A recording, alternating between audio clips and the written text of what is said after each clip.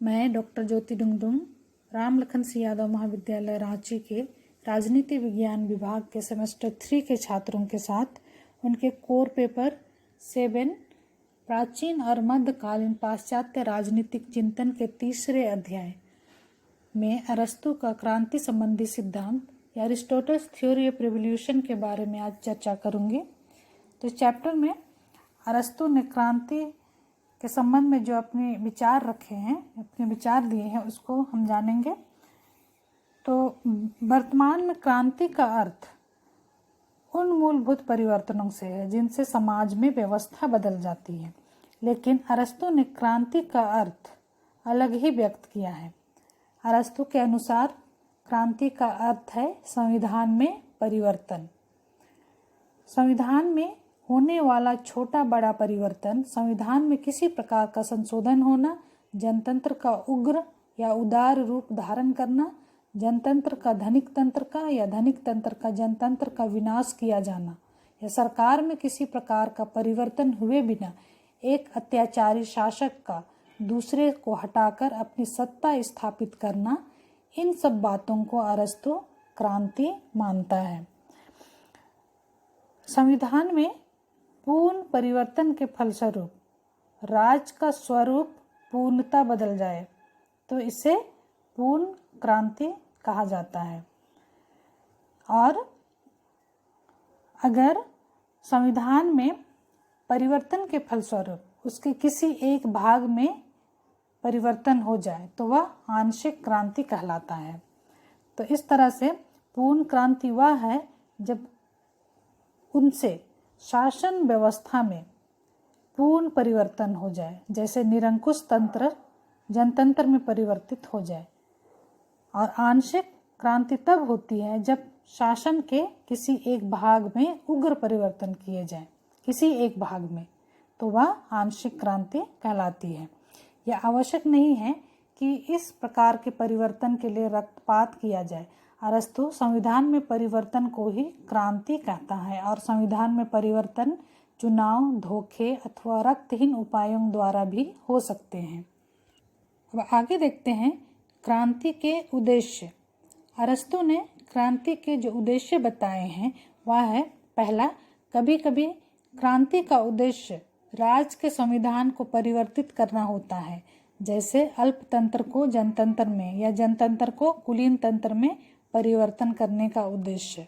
और दूसरा उद्देश्य है, कभी कभी क्रांति के संचालकों का उद्देश्य संविधान के स्वरूप में किसी प्रकार का परिवर्तन करना ना होकर केवल उसके अनुसार शासन शक्ति को अपने नियंत्रण में लेना होता है।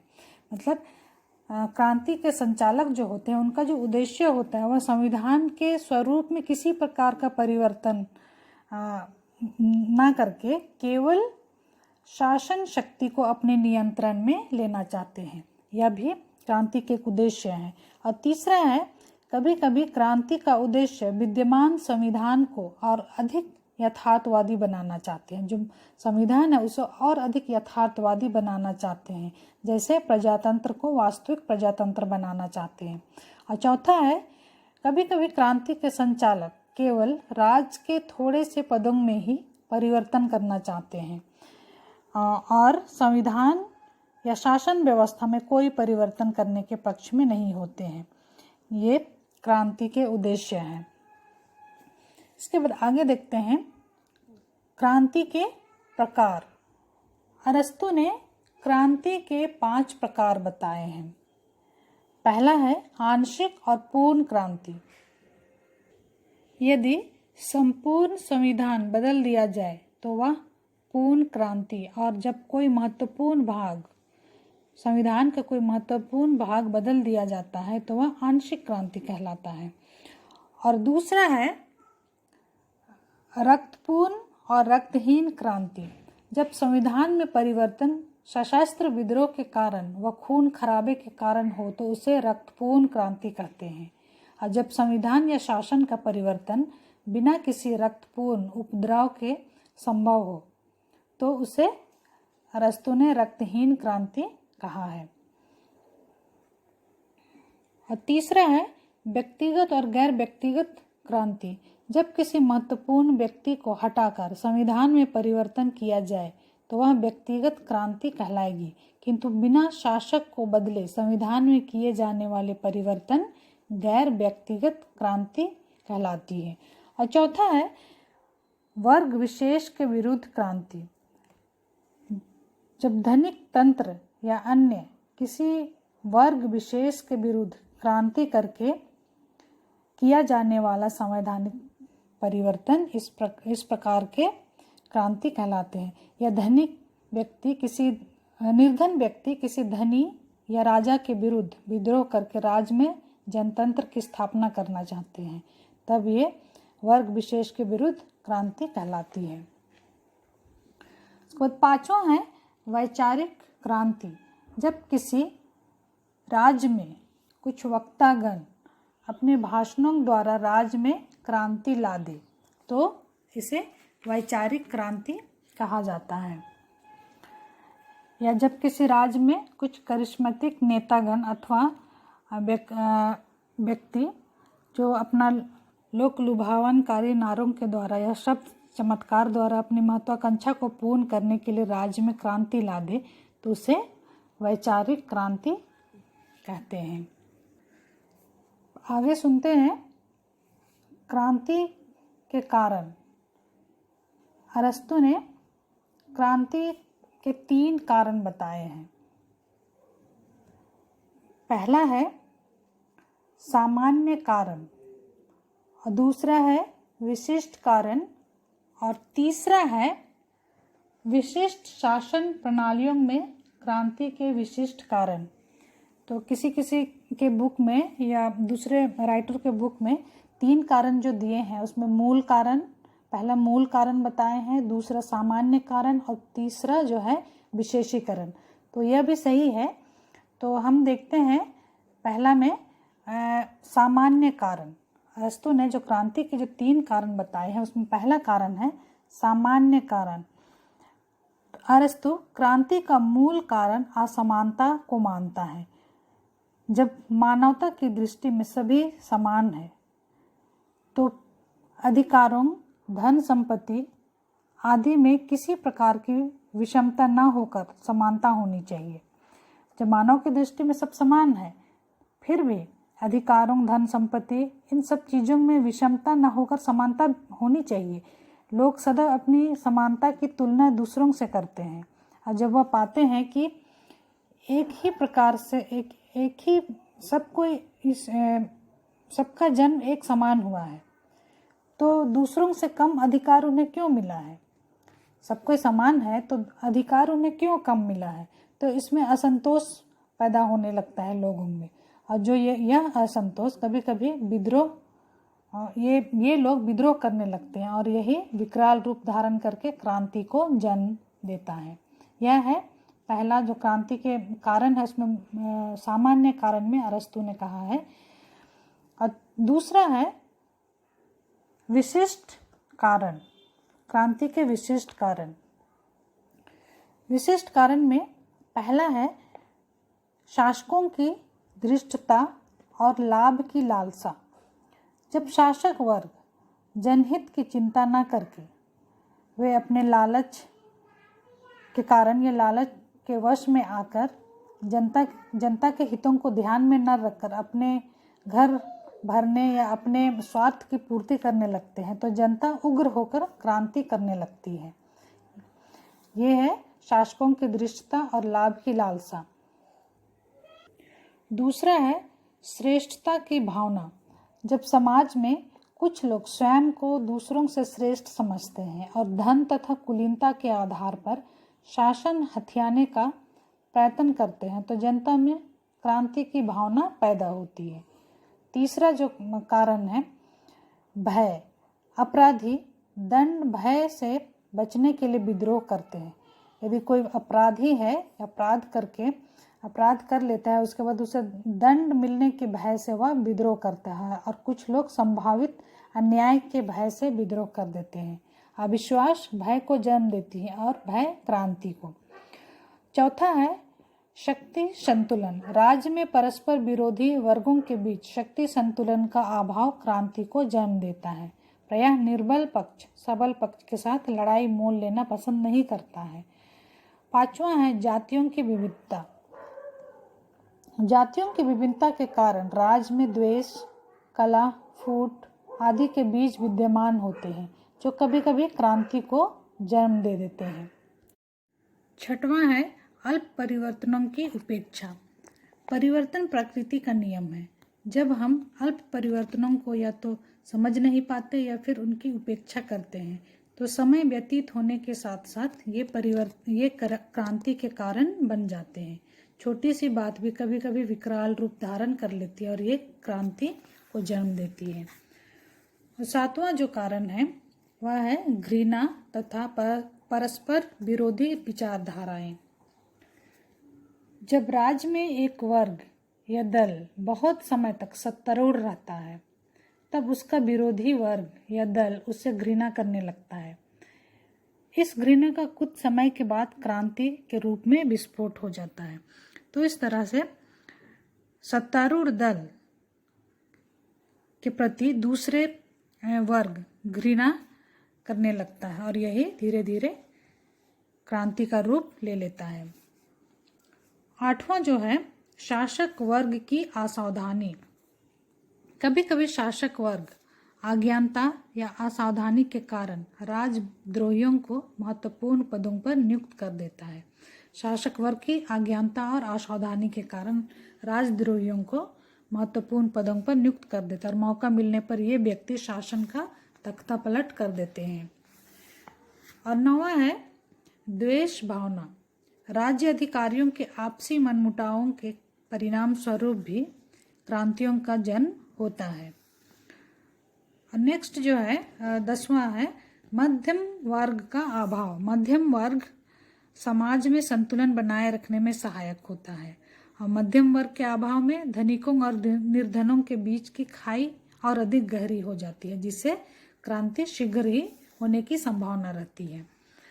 और 11वां है सम्मान की लालसा। जब शासक वर्ग के द्वारा किसी को अनुचित सम्मान मिलता है या अनुचित ढंग से अपमानित किया जाता है, तो धीरे धीरे यह रवैया जनता के लिए असह्य हो जाता है और वह उसके प्रति आवाज उठाने लगती है और यह वे क्रांति का रूप ले लेते हैं। 12वां जो है वह है निर्वाचन संबंधी षड्यंत्र। निर्वाचन संबंधी बुराइयों को दूर करने के लिए भी कभी कभी लोग शासन के स्वरूप को ही बदल डालते हैं, जो क्रांति का रूप ले लेता है। 13वां जो पॉइंट है वह है राज्य के किसी अंग की असाधारण वृद्धि। राज्य के किसी भी अंग, प्रदेश, वर्ग आदि में असाधारण वृद्धि होती है, तो इससे दूसरे प्रदेशों तथा वर्गों में चिंता होने लगता है। कभी कभी इसका परिणाम क्रांति के रूप में सामने आता है। और 14वां नंबर जो है इसके क्रांति के कारण वह है सामान्य क्रांति के कारण। 14वां नंबर विदेशियों को आने की खुली छूट। इसमें यह कहा गया है कि विदेशियों यदि किसी राज्य में विदेशी बहुत बड़ी संख्या में आ जाए तो उससे वहाँ के नागरिकों को चुनौती मिलती है और इस प्रकार दो संस्कृतियों की टकराहट होती है और वह क्रांति को जन्म देती है। इस तरह विदेशों को आने की खुली छूट देकर कोई राज्य किसी हद तक क्रांति की मुसीबत मोल लेता है। उसके बाद नेक्स्ट जो है 15वां कारण जो है पारिवारिक विवाद। पारिवारिक विवाद भी क्रांति का सूत्रपात करते हैं। अनेक बार दो राजकुमारों के बीच कलह क्रांति का कारण बन जाता है। तो इस तरह से ये थे क्रांति अरस्तु के अनुसार क्रांति के दूसरे कारण, विशिष्ट कारण के अंतर्गत ये। इसके बाद तीसरा कारण विशिष्ट शासन प्रणालियों में क्रांति के विशिष्ट कारण। विशिष्ट शासन प्रणालियों में क्रांति के विशिष्ट कारण, ऐसे विशेषीकरण भी कहा जाता है। तो इसमें पहला है अरस्तु जनतंत्र में क्रांति के कई कारण मानता है, जैसे धनवानों के साथ किया जाने वाला अत्याचार, जन नेताओं द्वारा आंदोलनकारियों की सहायता से सत्ता पर अपना अधिकार स्थापित किया जाना और उस सत्ता का निरंकुश ढंग से प्रयोग करना। यह है शासन व्यवस्था या शासन प्रणाली में क्रांति के जो कारण बताए हैं, उसमें पहला कारण जनतंत्र के अंतर्गत आता है। और दूसरा है धनिक तंत्र। सत्ताधारी धनवानों द्वारा जन साधारण के साथ अन्यायपूर्ण व्यवहार करता है। धनवान सत्ताधीशों के मन मुटाव, दलबंदी और झगड़े होते हैं। तीसरा कारण है कुलीन तंत्र। शासन करने वालों की संख्या कम होना। यदि समाज में अधिक व्यक्ति कुलीन बनकर शासन के पदों को प्राप्त करने का प्रयास करे तो संघर्ष उत्पन्न हो जाता है। इसके बाद चौथा है एक तंत्र। पारिवारिक झगड़े, द्वेष भाव, घृणा, शासकों की दृष्टता और स्वेच्छाचारिता होती है। तो इस तरह से अरस्तु ने क्रांति के 3 कारण जो बताए थे, उसमें जो पहला कारण है सामान्य कारण या मूल कारण, दूसरा है विशिष्ट कारण और तीसरा है विशिष्ट शासन प्रणालियों में क्रांति के विशिष्ट कारण या विशेषीकरण। ये 3 कारण क्रांति के बताए थे। उसके बाद आगे हम सुनेंगे क्रांतियों को रोकने के उपाय। अरस्तु ने क्रांतियों को किस तरह से रोका जाए, इसके उपाय बताए हैं। इसमें पहला है किसी भी एक व्यक्ति अथवा वर्ग के हाथ में शक्तियों का केंद्रीकरण नहीं होना चाहिए। किसी एक व्यक्ति के हाथों में शक्तियों का केंद्रीकरण नहीं होना चाहिए, क्योंकि शक्ति मनुष्य को पथ भ्रष्ट बनाती है और पूर्ण शक्ति पूर्णतया भ्रष्ट करती है। इसलिए शक्तियों का केंद्रीकरण नहीं होना चाहिए। और दूसरा है शासक वर्ग को हर संभव उपाय से जनता में संविधान के प्रति आस्था बनाए रखना चाहिए। शासक वर्ग को अपने जनता में संविधान के प्रति आस्था बनाए रखने के लिए उन्हें प्रयास करना चाहिए या उपाय करना चाहिए। और तीसरा है सम्मानों, पदों, लाभों, पुरस्कारों आदि का निष्पक्ष दृष्टि से अधिक लोगों में वितरण होना चाहिए, ताकि राज्य में संतुष्ट वर्ग बने रहे और कोई व्यक्ति यह ना समझे कि उसके साथ अन्याय हो रहा है। तो इस तरह से सम्मान, पदों, लाभों, पुरस्कार आदि पर निष्पक्ष दृष्टि से लोगों के अधिक से अधिक लोगों में वितरण होना चाहिए समान रूप से, ताकि राज्य में संतुष्ट वर्ग बनी रहे और ये कोई भी यह नहीं समझे कि मेरे साथ अन्याय हो रहा है। और अजनबी व्यक्तियों को राजनीतिक पदों पर नहीं बैठाना चाहिए। चौथा कारण है क्रांति को रोकने के उपाय। राज्य को परिवर्तनों के प्रारंभ से बचना चाहिए। राज्य को परिवर्तनों के प्रारंभ से बचना चाहिए, क्योंकि इन परिवर्तनों के मूल में ही क्रांति के बीज पाए जाते हैं। पांचवा कारण है समाज में आर्थिक असमानता कम करनी चाहिए। समाज में बढ़ती हुई असमानता को कम करना। छठवां है समाज में स्वस्थ मध्यम वर्ग को जन्म देना, क्योंकि वह वर्ग मध्यम वर्ग अमीरों और निर्धनों के बीच संतुलन का कार्य करता है। इसलिए समाज में मध्यम वर्ग के स्वस्थ मध्यम वर्ग को बनाए रखना चाहिए। सातवां है दो विरोधात्मक प्रवृत्ति के लोगों के हाथों में सत्ता होनी चाहिए, मतलब एक प्रतिभाशाली व्यक्तियों के हाथों में और दूसरा धनियों के बीच में। तो इन दोनों के बीच में सामंजस्य स्थापित किया जाना चाहिए। इसी तरह निर्धन व्यक्तियों का धनी व्यक्तियों के साथ संपर्क होना चाहिए, जिससे असमानता नहीं पनप सकेगी और क्रांतिकारी दल का उदय नहीं होगा। आठवां उपाय है सरकार का संगठन इतना सुदृढ़ होना चाहिए और समाज में ऐसा सामाजिक वातावरण पैदा किया जाना चाहिए कि अनुचित और स्वार्थपूर्ण धनोपार्जन की भावना का दमन हो सके। मतलब सरकार का संगठन इतना दृढ़ होना चाहिए, इतना सुदृढ़ होना चाहिए कि समाज में ऐसा सामाजिक वातावरण पैदा ही ना हो जिससे अनुचित और स्वार्थपूर्ण धन अर्जन करने की भावना लोगों में आए। 9वां उपाय है राज्याधिकारियों की अवधि कम रखनी चाहिए। अरस्तु कहते हैं कि शासन के पदों पर 6 माह की अवधि को ही उन्होंने उचित माना और 6 माह तक ही शासन में शासक को रहना चाहिए। ऐसा होने से वंचित वर्ग, जो बाकी वर्ग हैं, उन लोगों को भी बारी बारी से शासन करने के लिए अवसर मिल सके। 10वां नंबर है क्रांति को रोकने के उपाय। लोगों के व्यक्तिगत जीवन और आचरण पर उचित निरीक्षण की व्यवस्था की जानी चाहिए। 11वां नंबर है राज को चाहिए कि वह भावी संकटों से नागरिकों को आतंकित रखे ताकि लोगों को क्रांतिकारी कदम उठाने का समय ही न मिले। भावी संकट से लोगों को अवगत कराते रहे ताकि लोगों को क्रांतिकारी कदम उठाने के लिए समय ही न मिले।